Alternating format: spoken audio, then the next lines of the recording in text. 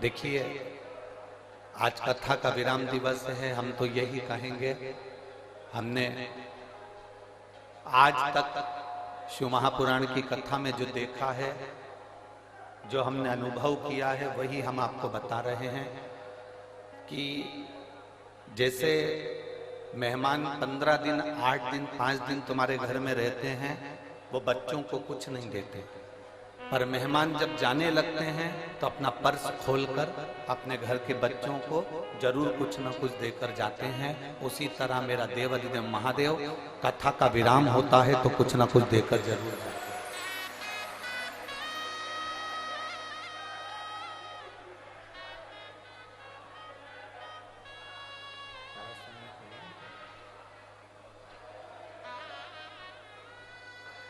जितना प्रेम से कथा सुन सकते हो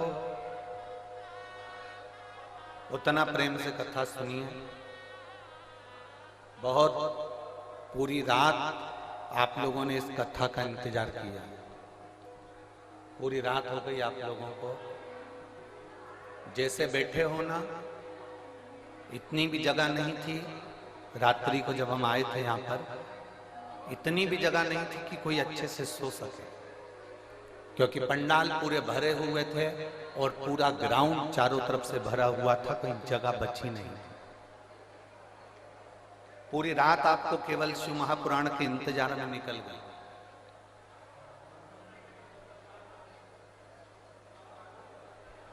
कई वीआईपी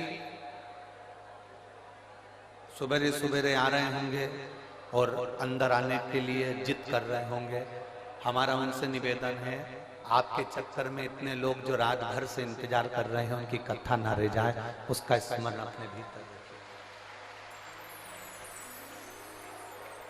ये जो पूरी रात से इंतजार कर रहे हैं, आपके चक्कर में इनकी कथा ना रह जाए, इसलिए आपको जहां जगह मिले वहां बैठकर सुनो। जिद मत करो कि हमको आगे जाना है या आगे बैठना है या मैं आगे पहुंचना है। जहां मिल जाए, 2.5 घंटे की कथा और है, बड़े प्रेम से सुन लो, और इतने प्रेम से सुन लो कि ये झोली तुम्हारी खाली ना रहे, मेरा भोलेनाथ तुम्हें भर कर पहुंचा जाए। दिल से सुन।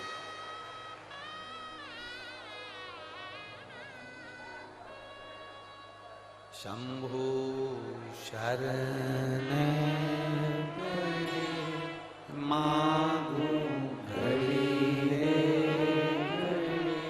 दुख काटो, दया करी दर्शन आपो। शंभु शरण पड़ी मांगू घड़ी रे घड़ी दुख काटो, दया करी दर्शन आपो। शिव कथा कर एक केवल शिवलिंग को शिवलिंग ना समझे।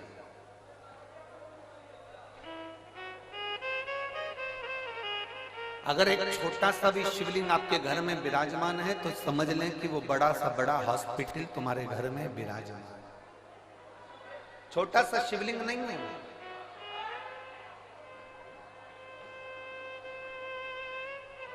वो बहुत छोटा सा शिवलिंग नहीं, वो आपके घर में देवाधिदेव महादेव स्वयं कालाधिपति विराजमान है। बस उस शंकर को पहचानने के लिए तुम्हारे नेत्र अच्छे चाहिए।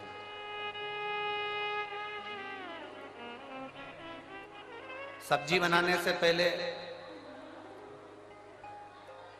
आलू बनाने से पहले आलू को धोते हो कि नहीं धोते हो? जम के बोलो जरा।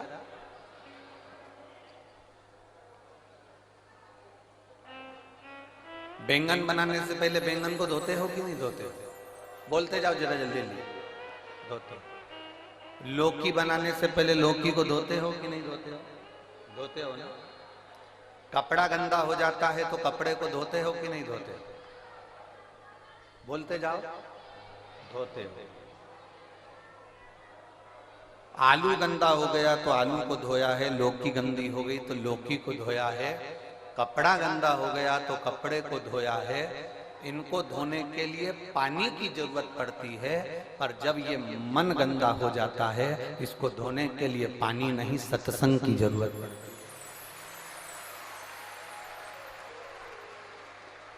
जब ये मन भटकने लगे, जब यह मन तुमको लगने लगे कि ये भटक रहा है, ये केंद्रित नहीं हो रहा, ये भगवान की विरल भक्ति की ओर जा नहीं रहा, तब इसको कहीं शिव पुराण की कथा में ले जाकर बिठा दो। तब इस मन को भगवान शंकर की कथा में ले जाकर बिठा दो और मन को भगवान शंकर की विरल भक्ति में डुबाने का प्रयास करो। फिर यह मन भटकेगा नहीं।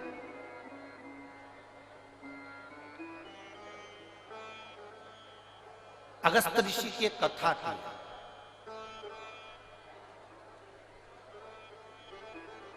अगस्त ऋषि का एक संवाद आता है कि जिन अगस्त ऋषि को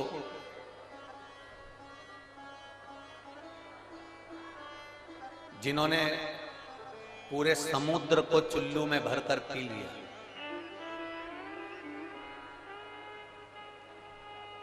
जिन अगस्त बाबा के दरवाजे पर भगवान शंकर माता सती को लेकर कथा सुनने के लिए जाते हैं। रामचरितमानस में अगस्त ऋषि का संवाद आता है, स्कंद पुराण में अगस्त ऋषि का संवाद आता है, शिव महापुराण में अगस्त ऋषि का संवाद आता है, विष्णु पुराण में अगस्त ऋषि का संवाद आता है। जिन अगस्त ऋषि को कुंभज ऋषि भी कहा गया, जिनके दरवाजे पर भगवान शंकर माता सती को ले जाकर कथा सुनवाने के लिए पहुंचते हैं, वो अगस्त ऋषि का जन्म कैसे हुआ?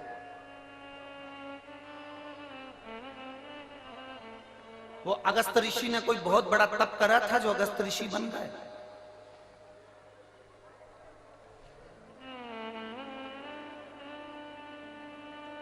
वो अगस्त ऋषि ने बहुत बड़ी तपस्या करी थी जो अगस्त ऋषि बन गए? अगस्त ऋषि का जन्म कैसे हुआ? जो भगवान शंकर को सती जी के साथ में बिठाकर कथा सुना रहे हैं, वो अगस्त ऋषि पृथ्वी पर पैदा कैसे हो गए? उनका जन्म कैसे हो गया? ऐसा कौन सा पुण्य अगस्त ऋषि ने कर दिया जो वो भगवान शंकर को कथा सुना रहे हैं? ऐसा कौन सा पुण्य अगस्त ऋषि ने कर दिया, कुंभज ऋषि ने कर दिया जो माता सती को कथा सुना रहे हैं? अगस्त ऋषि ने, कुंभज ऋषि ने ऐसा कौन सा पुण्य कर दिया जो समुद्र को चुल्लू में भरकर पी गए? अगस्त ऋषि, कुंभज ऋषि ने ऐसा कौन सा पुण्य कर दिया जिसके बल पर वो देवताओं के हित के लिए कार्य करने लगे? और जब सारे असुर, सारे राक्षस समुद्र के अंदर छुप जाते हैं तो वो समुद्र के जल को पीकर असुरों को पेट में ही मार देते हैं।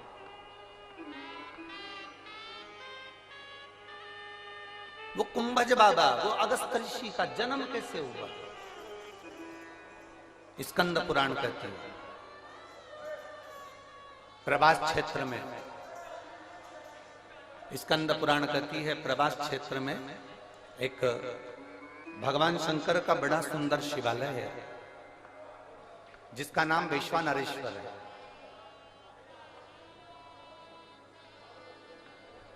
वैश्वानेश्वर शिवलिंग का एक बड़ा सुंदर प्राचीन, बहुत प्राचीन, कहते हैं हजारों हजारों वर्ष पहले का वो शिवलिंग है,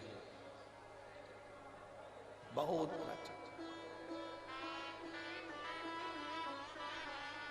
कई वर्ष निकल गए, हजारों हजारों वर्ष। कहते हैं जिस समय पर काशी का निर्माण था, उस समय पर शंकर पार्वती जब भ्रमण के लिए निकले थे तो वैष्णेश्वर शिवलिंग का निर्माण उन्होंने खुद किया। प्रभास से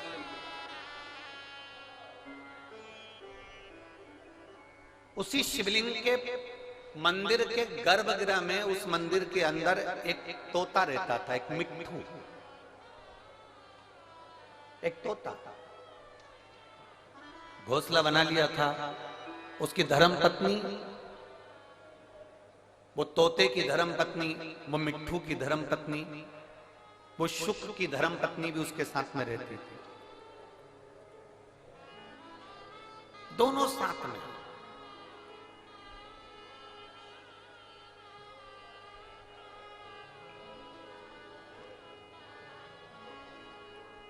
रोज प्रतिदिन वो तोता,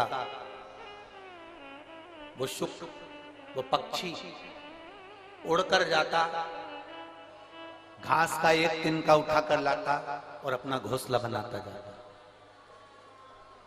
वो तोती, वो शुक की पत्नी, वो भी जाती, घास का एक तिनका उठाकर लाती और अपना घोंसला बनाती रहती। पति पत्नी ने दोनों ने मिलकर घोंसला तैयार करा, घूमते आते जाते, बस वो एक तिनका उठाकर लाते और घोंसला तैयार करते, और घोंसला तैयार करते करते करते करते उस घोंसले में रहना चालू कर दिया उन्होंने। मंदिर में एक घोंसला बना लिया, शंकर के शिवलिंग के उस मंदिर में उन्होंने घोंसला बनाया, और वो पक्षी, वो तोता अपनी पत्नी के साथ में उसमें रह रहा है। अब दोनों घूमने जाते हैं, दोनों आते हैं और वहां बैठ जाते हैं। समय बीता, दोनों के प्राण छूट गए, दोनों मर गए, दोनों के प्राण छूटे। और प्राण छूटने के बाद वो जब तोता तोती मरे, मरने के बाद यम की कैद में जब वो चढ़े, धर्मराज ने उनका निर्णय किया। धर्मराज से किसी ने कहा कि ये तोता तोती मरे हैं, ये पक्षी मरे हैं, ये पक्षी मरे हैं, तो इनका अगला जन्म किसका होगा। इतने में धर्मराज ने कहा कि इन्होंने अपनी पूरी जिंदगी अपना घोंसला बनाने में निकाल दी, अपना घर बनाने में निकाल दी, इसलिए इनको स्वर्ग नहीं मिलेगा, इनको अच्छा जन्म नहीं मिलेगा, इनको नरक फेंक दिया जाएगा। इतनी देर में वहीं से नंदी पर बैठकर मेरे देवाधिदेव महादेव निकल कर जा रहे थे, जो कालाधिपति थे।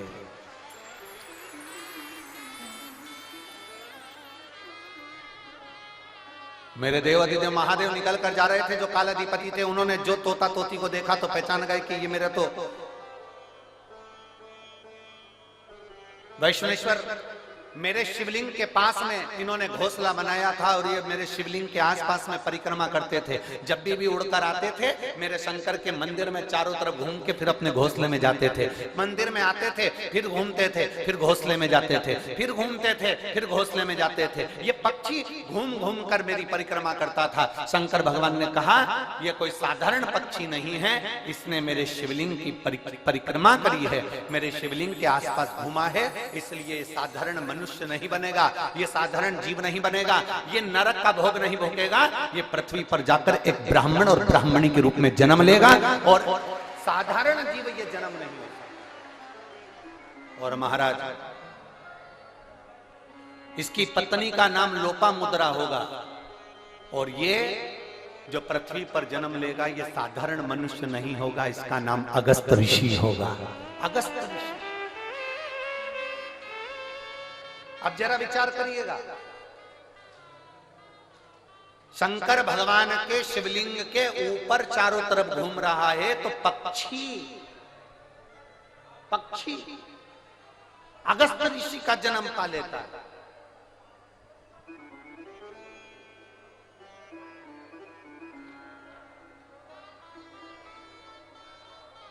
जिस प्रदोष व्रत का हम वर्णन करते हैं, जिस प्रदोष के दिन का आपको बधाई कल हमने दी थी कि प्रदोष की आपको बधाई हो। प्रदोष शाम का जो समय होता है, प्रदोष काल जो होता है, उसका वर्णन जब हम करते हैं, ये प्रदोष की पूजन का विधान किसने बनाया, ये प्रदोष की पूजन का नियम किसने बनाया, ये प्रदोष की संध्या काल का, प्रदोष के समय का पूजन का विधान कौन बनाया, ये प्रदोष के समय पर एक बेलपत्र चढ़ाने का विधान किसने बनाया, प्रदोष के समय पर एक समीपत्र चढ़ने का विधान किसने बनाया, प्रदोष के समय पर अगर मान लो कोई भिखारी से भिखारी व्यक्ति भी है जो ठेला चला रहा है, उसके पास में खाने के लिए कुछ नहीं है, फटे कपड़े पहन रहा है, उसकी जिंदगी में कुछ भी नहीं बचा और कर्जे में लदालूम हो गया, एक चावल का दाना अगर वो प्रदोष के दिन, प्रदोष काल में शाम के समय पर शंकर के शिवलिंग पर चढ़ा देता है, तो 3 या 4 प्रदोष में उसका कर्जा चूकना प्रारंभ हो जाता है। प्रदोष का विधान। इतना ये प्रदोष का वर्णन करा किसने, इतना प्रदोष की महत्वता बताई किसने, कौन करे इतना वर्णन। अगर प्रदोष की महत्वता बताने वाला कोई है इसीलिए मेरे शंकर भगवान माता सती को लेकर कुंभज ऋषि के यहाँ, अगस्त ऋषि के यहाँ कथा सुनने के लिए गए थे, क्योंकि उनके बराबर कोई शंकर के महत्व को बता नहीं सकता और प्रदोष के महत्व को नहीं बता सकता। सती मैया को प्रदोष का महत्व बताने के लिए शंकर सती जी को लेकर कुंभज बाबा के यहाँ गए थे, अगस्त ऋषि, कि प्रदोष के महत्व को तो जानो सती, तुम प्रदोष के महत्व को तो सती जानो, तुम प्रदोष के महत्व को तो सती पहचानो कि प्रदोष का महत्व क्या होता है, प्रदोष काल का महत्व क्या होता है, प्रदोष के समय का महत्व क्या होता है। जिस समय पर सूरज डूब रहा हो, चंद्र प्रकाशित हो रहा हो, दोनों का मेल हो रहा हो, ना तो पूरा सूरज डूबा है, ना पूरा चंद्र आया है, ना पूरा अंधेरा है, ना पूरा उजाला है, उस समय को प्रदोष काल कहा गया, उस समय को प्रदोष का समय कहा, प्रदोष काल कहा। अब कई लोग हमसे कहते हैं, गुरुजी आप हमको प्रदोष का समय बताया करो कि प्रदोष काल किसको कहते हैं, प्रदोष का समय किसको कहते हैं। अब एक बात हम आप सबसे कहना चाहते हैं, जितने लोग आस्था चैनल पर सुन रहे हैं, जितने फेसबुक यूट्यूब पर सुन रहे हैं और जितने रेवाड़ी की इस पवित्र धरा पर कथा को सुन रहे हैं, आप सबसे एक बात कहना चाहेंगे, अगर हम समय देखकर बताएं आपको कि शाम को 6 बजे, 6:30 बजे, 6:30 पे लेकर 7:30 के बीच में ये समय है, या 5:30 से लेकर 6:30 तक का ये समय है, या हम तुमको बोल दें कि इतनी बजे ये समय प्रदोष काल का रहेगा या इतनी बजे ये समय रहेगा, तो देखिए कभी कभी ठंड का समय आता है तो दिन जल्दी ढल जाता है, कभी कभी गर्मी का समय रहता है तो दिन बहुत लेट ढलता है। इसलिए समय की गणना से मत चलो, आप तो ये अंदाजा लगाकर रखो कि दिन ढल रहा हो, अंधेरा होना शुरू हो रहा, सूरज डूब रहा हो, चंद्र प्रकाशित हो रहा हो, अंधेरा अपना काम कर रहा है, सूरज ढलता जा रहा है, दिन कम होते चले जा रहा है और अंधेरा थोड़ा बढ़ते चले जा रहा है। इन दोनों का जो मिलन का समय हो, अब वो कितनी भी बजे, आप तो बस उसके मिलन का समय निकाल लो, वही समय प्रदोष काल कहलाता है, वही समय प्रदोष।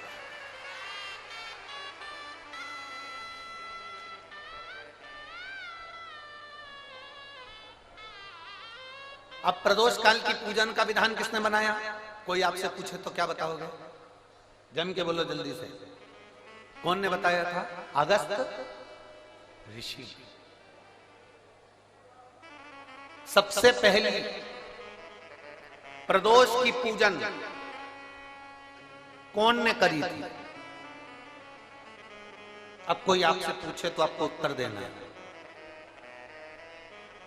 12 ज्योतिर्लिंग में से एक ज्योतिर्लिंग है ओमकारेश्वर। कौन सा ज्योतिर्लिंग है? सब बोलो। ओमकारेश्वर। विंध्य नामक पर्वत पर वो ज्योतिर्लिंग विराजमान। एक बार देवऋषि नारद भ्रमण करते करते विंध्य पर्वत पर आ गए। अब नारद जी का तो काम तुमको सबको मालूम ही है ना। नारद जी का काम तो मालूम है ना सबको। क्या काम है उनका? दुनिया के लोग कहते हैं नारद जी का काम है चुगली करने का, पर शिव महापुराण की कथा कहती है नारद जी का काम चुगली करने का नहीं है। नारद जी का काम किसी व्यक्ति को अग्नि प्रज्वलित कर कर, किसी व्यक्ति में आग प्रज्वलित कर कर, किसी व्यक्ति के हृदय को जलाकर भगवान की भक्ति को प्रकट करने की सामर्थ्यता देवऋषि नारद। लोग कहते हैं नारद जी का काम चुगली करने का है, लोग कहते हैं नारद जी का काम निंदा करने का है। निंदा करने का नहीं, निंदा के माध्यम से भगवान की भक्ति प्रकट करना। किसी के अंदर इतनी जलन उत्पन्न कर देना कि वो तप करने बैठ जाए, किसी की इतनी बड़ाई कर देना कि वो भगवान की भक्ति से जुड़ जाए। ये देवऋषि नारद का काम। दुनिया के लोग, दुनिया के कथाकार कहते हैं कि देवऋषि नारद निंदक है, देवऋषि नारद चुगलखोर है, देवऋषि नारद निंदा करते हैं। ये दुनिया के लोगों ने एक पक्ष देखा, अगर दूसरा पक्ष देखते तो मालूम पड़ता कि देवऋषि नारद निंदक नहीं है। देवऋषि नारद जो देवऋषि नारद हैं वो चुगलखोर नहीं है। देवऋषि नारद अपनी वाणी से किसी के अंदर अग्नि उत्पन्न कर कर उसको इतना अंदर से जला देते हैं कि वो भगवान को प्राप्त करने के लिए फिर कुछ ना कुछ प्रयास कर ही लेता है।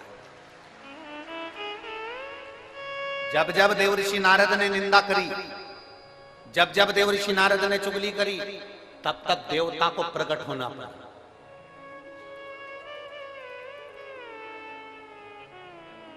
गए थे माता लक्ष्मी के पास में। देवऋषि नारद ने माता लक्ष्मी जी से कह दिया था, मैया बहुत भूख लग रही है, कुछ खाने का है क्या? बहुत तेज भूख लगी है, कुछ खाने का है आपके पास में? मैया ने अंदर से जाकर मोतीचूर का लड्डू ला कर दे दिया।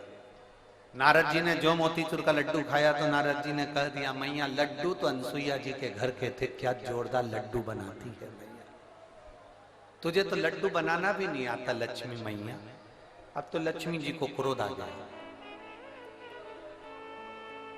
इतनी देर में नारद जी पहुंच गए पार्वती जी के यहाँ। पार्वती जी के यहाँ पहुंचते से कहा, मैया भूख लग रही है, भूख बहुत तेज है। पार्वती जी अंदर गई, उन्होंने आकड़िया की रोटी काकड़िया की साग नारद जी को दे दी। नारद जी भोजन करते से बोले, मैया रोटी तो अनसुईया जी के घर की थी, क्या रोटी बनाती है, क्या रोटी। अब पार्वती जी का हृदय जल गया। थोड़ी देर बाद नारद जी ब्रह्मा जी के पहुंच गए। ब्रह्माणी बैठी थी, ब्रह्माणी से कहा, मैया बहुत तेज भूख लग रही है। ब्रह्माणी अंदर गई, खीर बनाकर ला कर दे दी। नारद जी बोले, मैया खीर तो अनसुईया जी के घर की थी, क्या जोरदार खीर थी। अब तो तीनों देवियां इकट्ठी हो गई। मोहल्ले की 3 माताएं अगर एक जगह पर मिल जाए तो समझ लेना कि किसी ना किसी की बुराई चालू है, किसी ना किसी की निंदा चालू है। अगर ये तीनों एक जगह पर मिल गई है ना तो जरूर किसी ना किसी की निंदा चल रही है, किसी ना किसी की बुराई चल रही है, पक्का।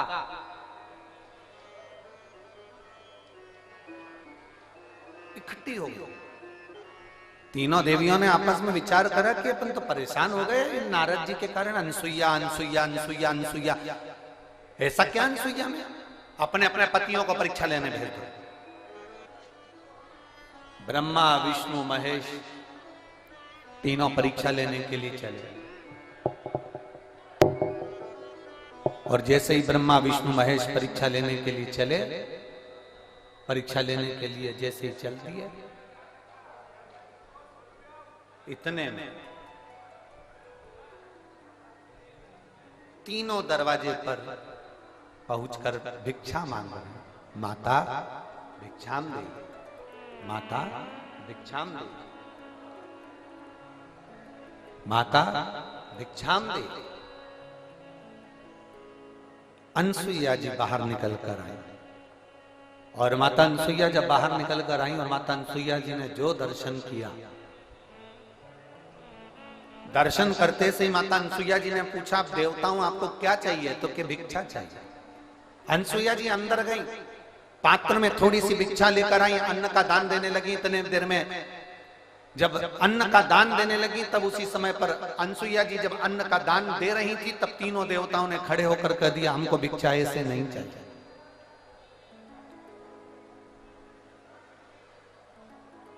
हमको ऐसी भिक्षा नहीं चाहिए।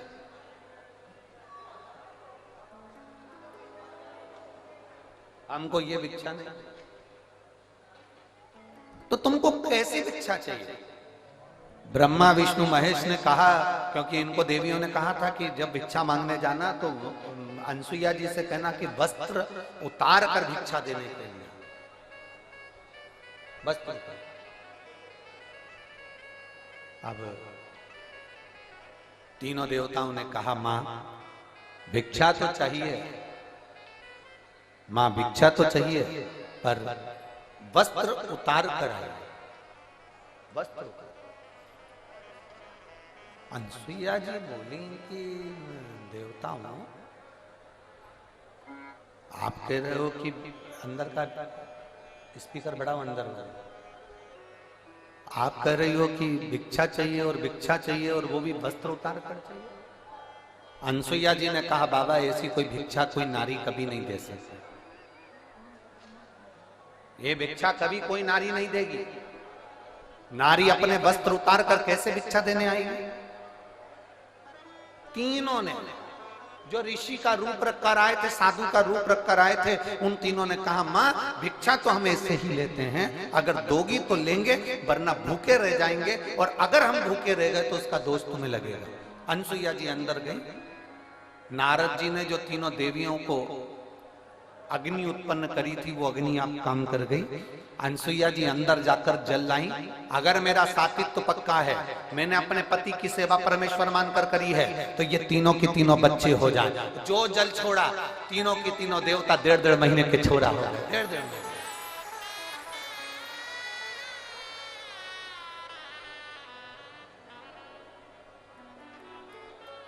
अंत ऋषि तो थे। अनसुईया जी ने विश्वकर्मा जी का ध्यान कर कर चंदन का पलना बनवाया, रेशम की डोरी लगवाई, तीनों देवताओं को उसमें विराजमान कर दिया, तीनों देवताओं को उसमें विराजमान कर दिया।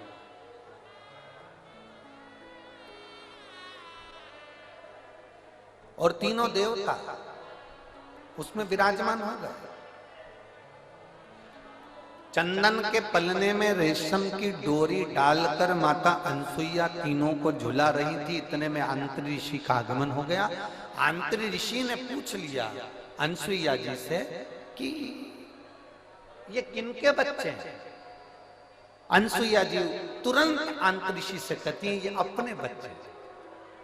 अंतरी ऋषि ने कहा अभी मैं स्नान करने गया था तब तो एक भी नहीं था, और आया तो 3-3। अनसुईया जी बोली भगवान जब देता है तो छप्पर फाड़ कर देता है।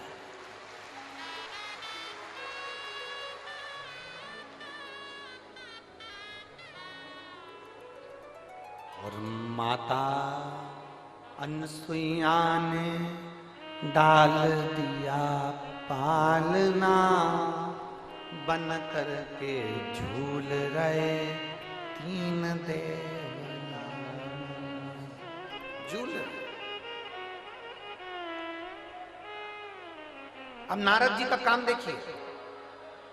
दुनिया के लोग कहते हैं नारद निंदा करते हैं, दुनिया के लोग कहते हैं नारद चुगली करते हैं। अगर नारद नहीं होते तो चंद्र प्रकट नहीं होते, अगर नारद नहीं होते तो दुर्वासा प्रकट नहीं होते, अगर नारद नहीं होते तो दत्तात्रेय भगवान प्रकट नहीं होते, अगर नारद नहीं होते।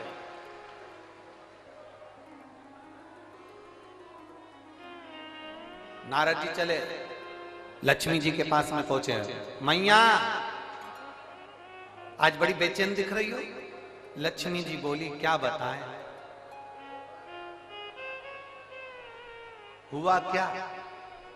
अपने पति को भेजा था अनसुईया जी की परीक्षा लेने के लिए, पर पते नहीं है उनके, आज बहुत दिन हो गए दिखे नहीं मेरे को। नारद जी बोले वो तो पलने में झूल रहे हैं। लक्ष्मी जी बोली फालतू की बात मत कर, मेरा इतना बड़ा पति कोई पलने में झूलेगा? चल जा से जा। नारद जी वहां से चले तो पार्वती जी के यहाँ पहुंच गए। पार्वती जी बहुत डिप्रेशन में थी, बहुत टेंशन था माता पार्वती जी। भगवान से देवऋषि नारद ने पूछा माँ आप बहुत चिंता में दिख रही हो। नारद जी बोले तो पार्वती जी बोली बहुत चिंता है, मेरी सहेलियों के कहने पर मैंने मेरे पति को परीक्षा लेने भेजा था, तो अभी तक पते नहीं है, और मेरे पति को तो कोई पकड़ भी नहीं सकता, कोई उनका किडनैप भी नहीं कर सकता, क्योंकि उनके गले में बब्बा पड़ा है। किसके बाप में दम है कि मेरे पति को पकड़ ले?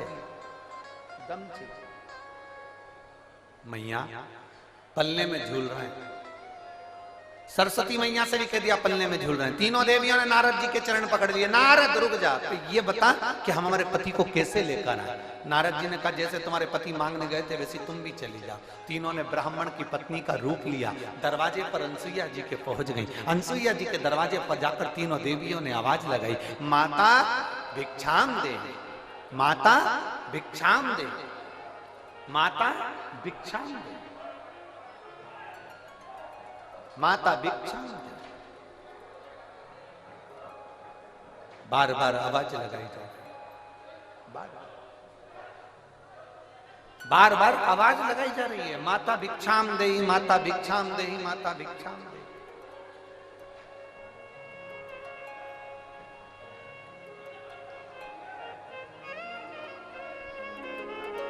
बार बार आवाज लगाई। और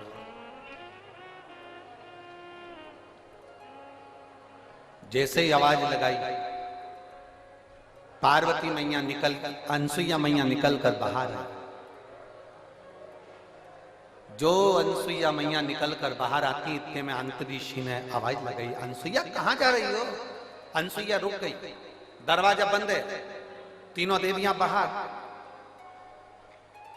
लक्ष्मी ने पार्वती से कहा, पार्वती जरा देखो तो अंदर अपने पति हैं भी कि नहीं है। पार्वती जी ने सरस्वती से कहा, तुम अंदर झांक कर देखो पति अंदर है कि नहीं है। सरस्वती मैया दरवाजे में एक छोटी सी सरंग थी, पतली सी सरंग, उस सरंग में से सरस्वती अंदर झांक कर देख रही थी। इतने में पीछे से देवऋषि नारद जी आकर बोले, मैया तुम दूसरे के घर में झांकी हो ना, आज से पृथ्वी पर जितनी माता है ना, इनकी भी आदत बदल जाएगी। ये जब भी कपड़ा सुखाने ऊपर जाएगी तो पड़ोसी की छत जरूर ढाक के आएगी।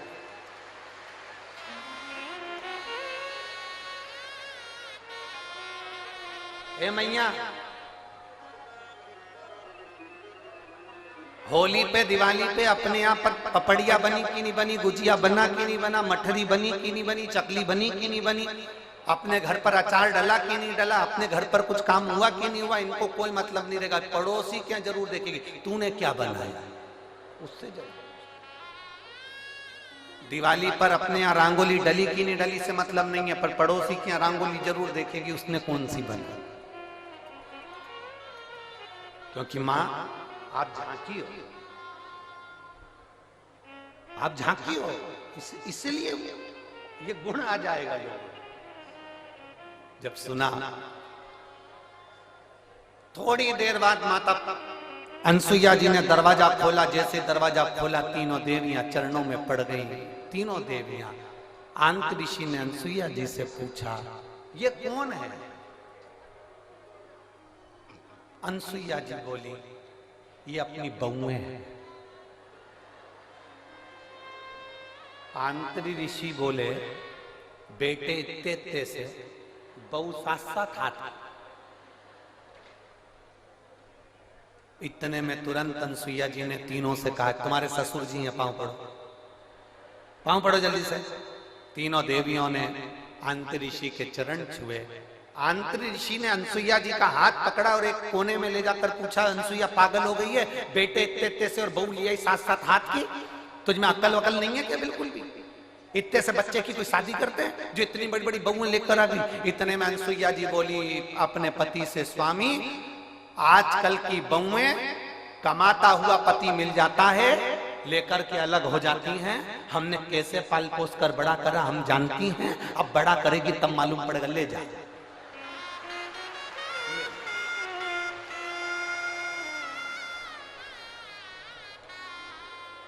अब तीनों देवियां तीनों देवताओं को देखकर टेंशन में आ गई। लक्ष्मी जी बोली, मेरा कौन सा है? और पार्वती जी बोली, मेरा कौन सा है? सरस्वती जी की, मेरा कौन सा है? तीनों एक एक बच्चे को उठाती हैं, घुमा घुमा के देखती हैं। बाबा हर माल 2 रुपया, जिसका जो अंश है उठा लो।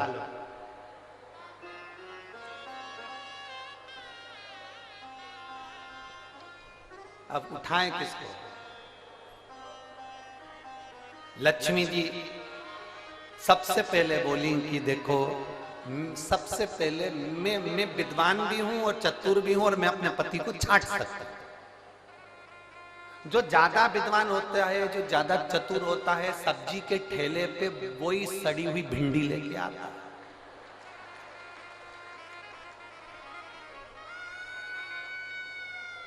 काना बैंगन जो ज्यादा समझदारी दिखाता है ना, वही लाता, वही छाट छाट के अलग अलग रखती जाएगी, रखती जाएगी, रखती जाएगी। सब्जी वाला इससे ज्यादा चतुर होता है, उसने कहा रख ले तू, अलग छाट छाट के रख। इसने जैसी अलग छाट के रखा, थैली में भरा, भरने के बाद थैली इधर बाजू में रख दी और जो सड़ा हुआ था उसकी थैली उसके हाथ में टिका दी।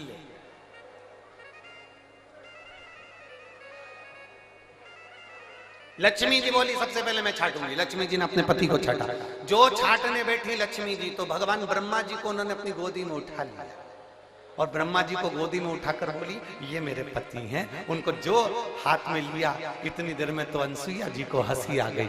अनसुईया जी को हंसी आई, उन्होंने कहा रुको, इन तीनों को वापिस सुलाओ। जमीन पर सुलाया। अनसुईया जी ने हाथ में जल लिया। अगर मेरा पतिव्रता धर्म प्रबल है, मेरा सातित्व पक्का है, तो मैं जल छोड़ती हूँ, ये तीनों के तीनों बड़े हो जाएं। तीनों बड़े हुए, उन्हीं के अंश अवतार चंद्र, दुर्वासा और दत्तात्रेय भगवान प्रकट।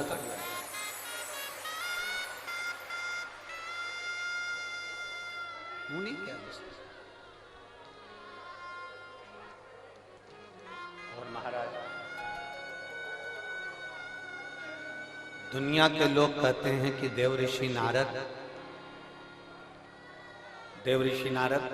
चुगली करते हैं, देवऋषि नारद निंदा करते हैं, देवऋषि नारद बुराई करते हैं। नहीं, देवऋषि नारद देवता को प्रकट करने के लिए, भक्ति को प्रकट करने का कार्य करते हैं, और वो देवऋषि नारद ने किया।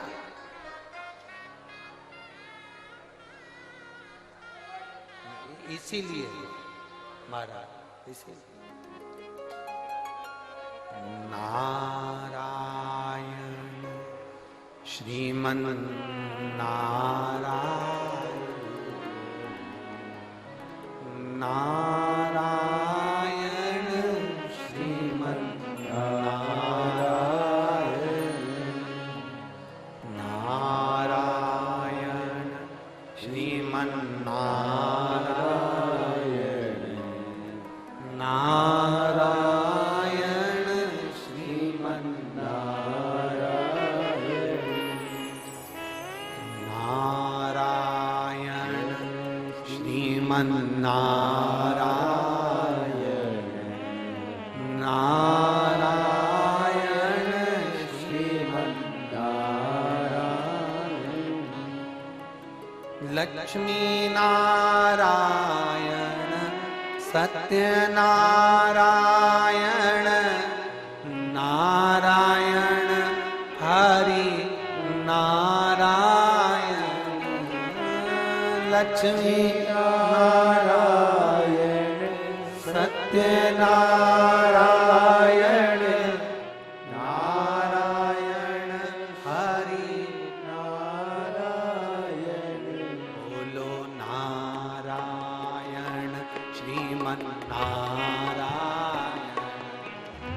नारायण श्रीमन नारायण, नारायण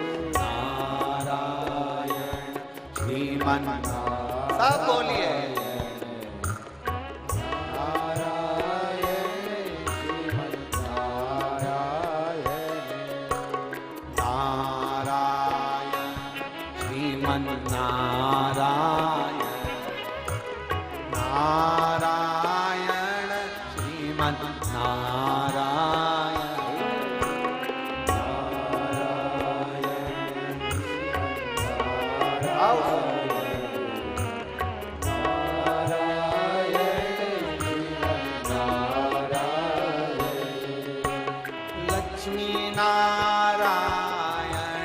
सत्यनारायण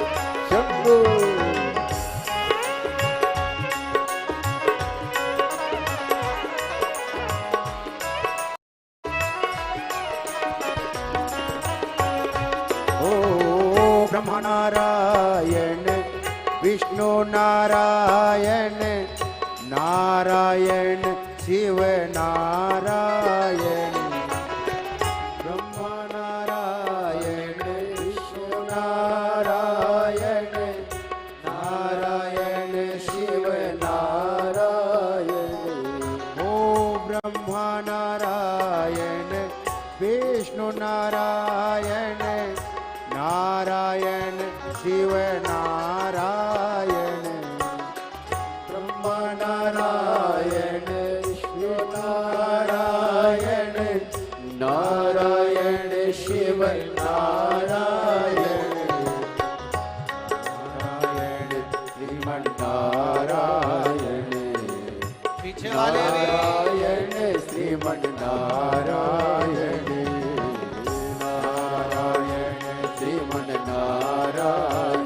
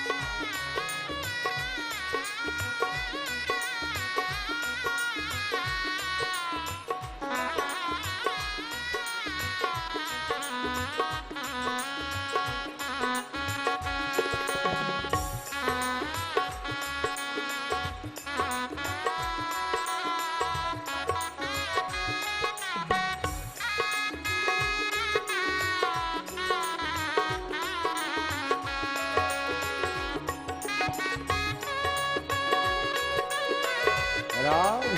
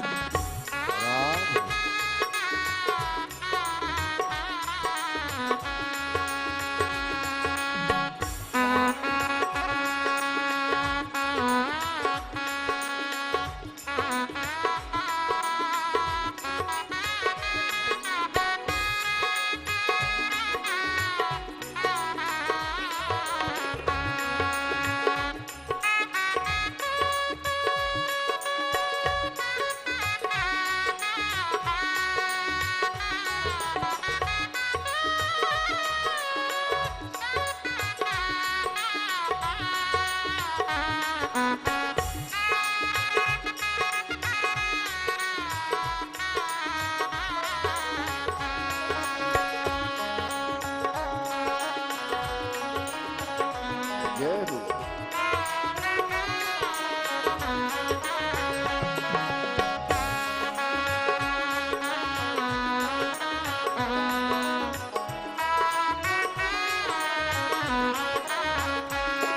ओ माता नारायण पिता नारायण नारायण गुरु नारायण माता नारायण पिता नारायण नारायण गुरु नारायण ओ माता नारायण पिता नारायण नारायण गुरु नारायण माता नारायण पिता नारायण नारायण गुरु नारायण नारायण श्रीमन नारायण नारायण श्रीमन नारायण नारायण श्रीमन नारायण नारायण श्रीमन नारायण नारायण श्रीमन नारायण नारायण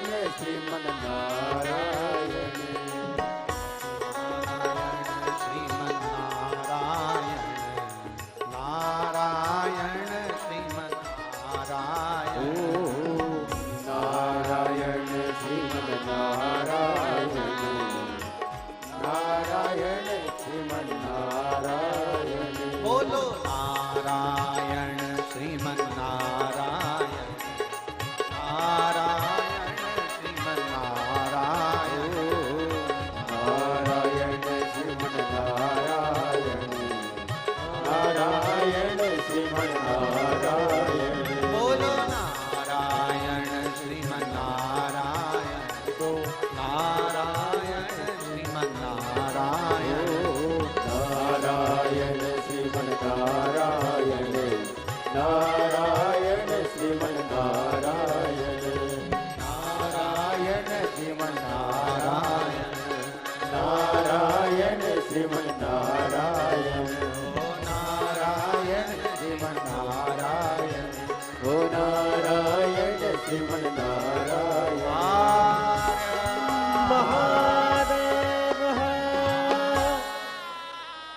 अपने स्थान पर बैठकर भगवान देवदेव महादेव से दिल से प्रार्थना भाव से बाबा देवदेव महादेव से विनय करें, निवेदन करें, प्रार्थना करें। जहां जगह मिले वहां बैठकर भगवान शिव से अपने मन की बात है। आज कथा का विराम दिवस है। दिल से बाबा से कहकर जाए। 19 तारीख से 25 तारीख तक जो ये पवित्र शिव महापुराण की कथा चल रही है, आज वो विराम की ओर जाएगी।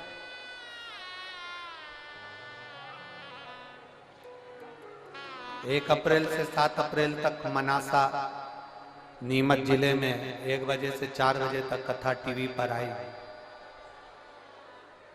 उस कथा का नाम है बेलपत्र शिव महापुराण की कथा। एक एक बेलपत्र का महत्व उस कथा में अपन जानेंगे और उस कथा में अपन समझेंगे कि बेलपत्र की महत्वता क्या है।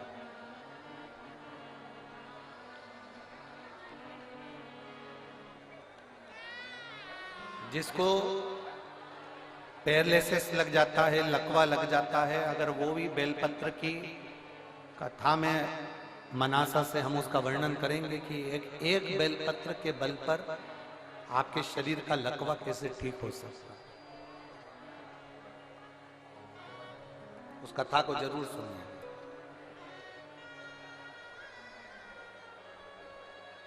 दिल से सब प्रार्थना करें, भाव से बैठकर। जिनको श्री शिवाय नमस्तुभ्यम आता है वो उच्च स्वर में यहां तक आपकी आवाज पहुंचे, इस भाव से बोले।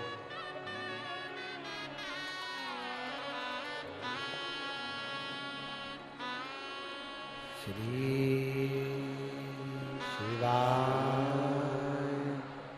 नमस्तुभ्यम। श्री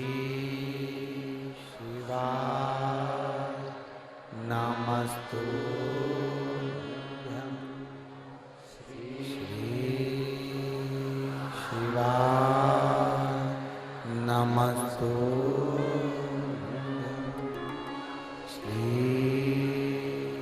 शिवाय नमस्तुभ्यं। श्री शिवाय नमस्तुभ्यं।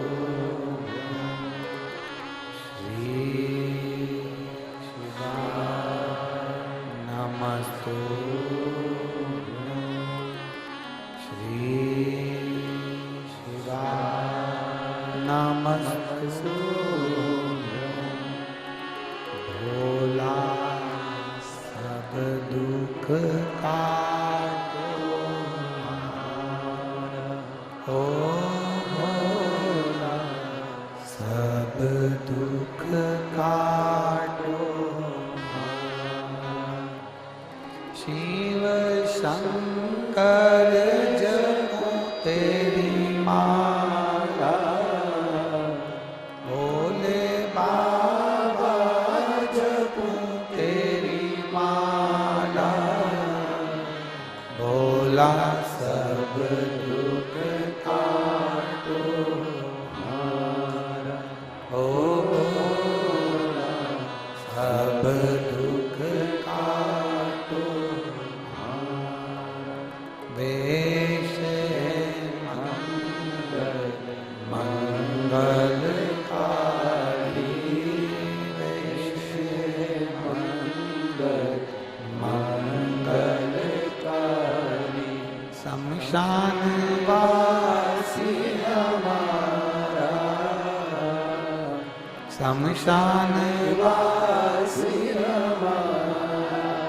ओ भोला सब दुख काटो हमारा। ओ भोला सब दुख काटो हमारा। शिव कथा कह रही है, भगवान शंकर का संवाद कर रहा है। शिव महापुराण की कथा कर रही है। देवऋषि नारद विंध्य पर्वत के पास में जाकर कहते हैं, विंध्य तुझ में और सुमेरु पर्वत में बहुत अंतर है। विंध्य तू इतना विशाल नहीं है जितना सुमेरु पर्वत विशाल है। अब विंध्य पर्वत को तो क्रोध आ गया। जब विंध्य पर्वत को क्रोध आया तो विंध्य पर्वत ने विचार करा कि अब कुछ भी हो जाए, मुझे इतना ऊंचा बनना है, इतना ऊंचा बनना है कि देवता तक मेरा पर्वत की श्रृंखला पहुंच जाए। अब मुझे इतना ऊंचा जाना है, अब मुझे इतना ऊंचा पहुंचना। विंध्य ने अपना विस्तार करे। सुमेरु पर्वत से भी ऊंचा विंध्य पर्वत पहुंच गए।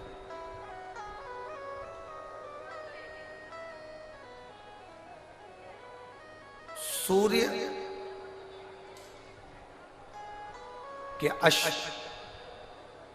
चलते चलते थोड़ा अंधेरा हो रहा था।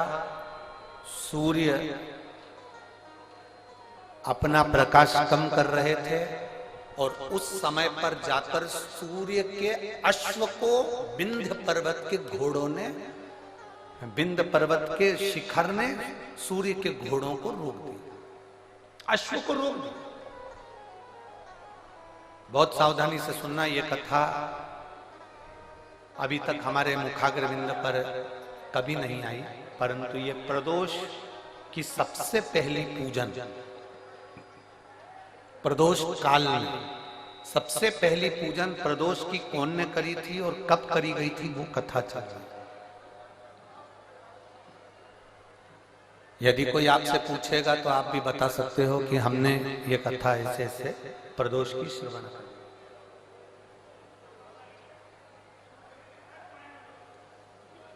एक सुख का अनुभव कराती है प्रदोष की पूजा। एक पत्र है, देखिए।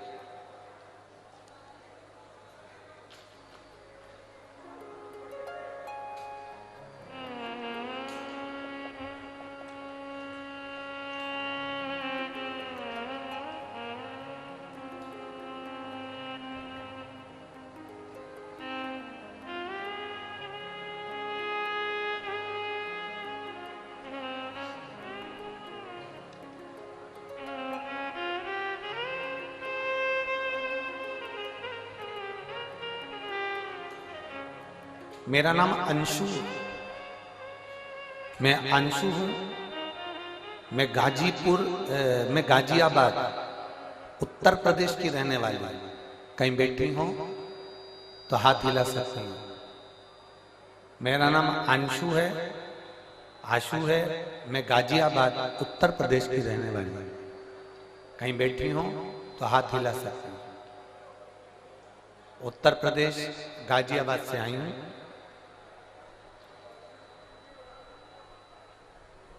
गुरुदेव, मेरी छोटी बेटी के जन्म के बाद मेरी छाती से दूध बहना बंद नहीं हुआ। जब मेरी छोटी बेटी का जन्म हुआ, जन्म होने के बाद से मेरी छाती से दूध बहता रहा। ऐसा कोई डॉक्टर नहीं जिसका हमने इलाज नहीं करवाया, पर वो दूध बहना बंद नहीं हो रहा था, लगातार दूध बहता ही जा रहा था। अब 1 महीना, 2 महीना, 4 महीना, 6 महीना, 8 महीना, 10 महीना इंतजार करा, पर दूध बहना बंद ही नहीं हुआ। तब हमने दिल्ली के एम्स हॉस्पिटल में जांच कराई और जांच में मालूम पड़ा कि मेरी छाती में कैंसर हो गया और मुझे कैंसर बता दिया गया और सर में ब्रेन ट्यूमर बता दिया गया। अब डॉक्टर ने कहा कि कैंसर तो तुमको हो गया है और ब्रेन ट्यूमर भी है, पर इसका ऑपरेशन बहुत जरूरी है। 16 मार्च 2024 ऑपरेशन की तारीख दी गई। आज कौन सी मार्च चल रही है? जम के बोलिए। 23 मार्च 2024। 16 मार्च 2024 ऑपरेशन की तारीख दी गई और जैसे ही हमको 1 महीने बाद की जो तारीख दी गई, हम जब फरवरी में उनको दिखाए तो उन्होंने हमको 16 मार्च 2024 की तारीख दी और 1 महीना हमको दिया गया कि ये ब्रेन ट्यूमर का और कैंसर का ऑपरेशन, सर्जरी आपको कराना है। हम दिल्ली के एम्स हॉस्पिटल से वापिस आ गए, घर गए। घर पर जाकर हमारे परिवार वालों ने कहा, अपन हॉस्पिटल में तो दिखा कर आ गए, अब एक काम करते हैं कि अपन सब लोग मिलकर सीहोर चलते हैं और कुबरेश्वर बाबा की वहां कंकर शंकर की पूजन करेंगे, वहां से अपन मांगकर रुद्राक्ष ले आएंगे। गुरुदेव, उस समय पर रुद्राक्ष मिल रहा था। केवल रुद्राक्ष वितरण बंद होने में 2 दिन रह गए थे, तभी हम सीहोर पहुंच गए और वहां से हमने कंकर शंकर की पूजन कर कर वहां से रुद्राक्ष ले लिया। रुद्राक्ष लेकर हम घर आ गए। 20 दिन लगातार उस रुद्राक्ष को पानी में गलाया, शिवजी को चढ़ाया और उस पानी को पीना प्रारंभ करा। एक बेलपत्री शंकर जी को चढ़ी हुई खाना प्रारंभ किया। शंकर जी के मंदिर में झाड़ू पोछा लगाना प्रारंभ किया। दूसरी बार हम एम्स के हॉस्पिटल में 16 मार्च के दिन ऑपरेशन के लिए हम दिल्ली पहुंच गए। हम दिल्ली जब 16 मार्च के दिन ऑपरेशन के लिए गए, हमारी वापस जांचें प्रारंभ हुई और जांच प्रारंभ होते से हमने बाबा से बस प्रार्थना करी थी, बाबा अगर मेरी रिपोर्ट नील आ जाएगी ना, मेरा ऑपरेशन नहीं होगा ना, तो जहां भी तेरी कथा होगी मैं वहां पहुंच जाऊंगी। बाबा की ऐसी कृपा हुई गुरुदेव। हम एम्स हॉस्पिटल में पहुंचे 16 मार्च के दिन। एम्स हॉस्पिटल में हमें ऑपरेशन की तारीख दी गई और हम जांच कराने के लिए जैसे ही अंदर गए, डॉक्टर ने हमारी रिपोर्ट देखकर आश्चर्य में पड़ गया कि तुम्हारा कैंसर तुम्हारे शरीर में नहीं है और तुम्हारा कैंसर समाप्त हो चुका है। मैं बाबा को नमन करने के लिए यहाँ पर आई हूँ। मेरे बाबा ने मुझे बचा लिया और मेरे शरीर में कैंसर नहीं निकला। जिस डॉक्टर ने मुझे कैंसर बताया था उसी ने बाद में मना कर दिया। मैं बाबा को धन्यवाद देने। कहीं बैठी हैं क्या? अगर कहीं बैठी हो, आशु नाम है इनका, गाजियाबाद उत्तर प्रदेश की रहने वाली हैं, जिनका मोबाइल नंबर ये है। शिव तत्व। एक पत्र और है।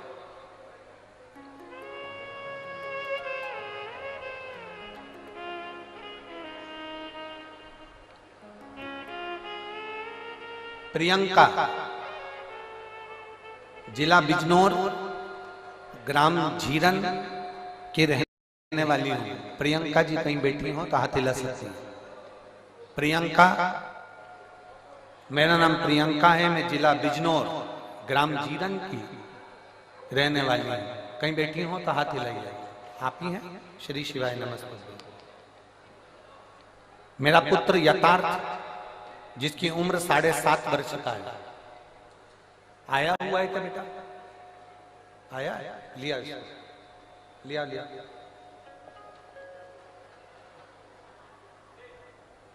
मेरा पुत्र यथार्थ 7.5 वर्ष का है। 6 मार्च 2023 को अचानक स्कूल में इसको उल्टी होने लगी और स्कूल में जब उल्टी होने लगी तो हमने नजदीक के हॉस्पिटल में भर्ती कराया। जांच में पता लगा कि बच्चे की पित्त की थैली में पथरी है और हम पेन क्रिया में सूजन है, जिसके कारण बच्चे को पेन क्रिया का अटैक हुआ है। यह देखते हुए हमने डॉक्टर को बच्चे को देहरादून हायर सेंटर के लिए रेफर कर दिया। जब देहरादून के हार्ट सेंटर में हम बच्चे को लेकर पहुंचे, 15 दिन इलाज करने के बाद छुट्टी करके घर भेज दिया। तब 7 दिन के बाद बच्चे को सीधे पांव में, सीधी टांग में बहुत भयंकर दर्द उठा। जब सीधी टांग में दर्द उठा, हम बच्चे को लेकर देहरादून उसी अस्पताल में पहुंचे। दोबारा जांच करने पर पता चला कि बच्चे को ब्लड कैंसर हो गया है। एक्यूट ल्यूकेमिया ब्लड कैंसर नामक एक बीमारी से ग्रसित हो गया। गुरुजी, जब यह सुनकर हम बहुत दुखी हो गए, तब डॉक्टर ने सलाह दी कि हमारे यहाँ पर बीमारी के डॉक्टर उपलब्ध नहीं है। इस बच्चे को जोक वाला कैंसर हुआ है, इस कैंसर की बीमारी के हमारे पास डॉक्टर नहीं है। आप देहरादून से इसको ले जा सकते हैं। आप बच्चे को आगे के इलाज के लिए दिल्ली ले जाओ। सर, गंगाराम अस्पताल के लिए हम बच्चे को दिल्ली लेकर आ गए। वहां पर हमने बोन मैरो टेस्ट कराया और बीमारी क्लियर हो गई कि इसको वो बीमारी है और कैंसर की बीमारी के कारण बस ये बच्चा तकलीफ में आ गया। अब करें तो करें क्या?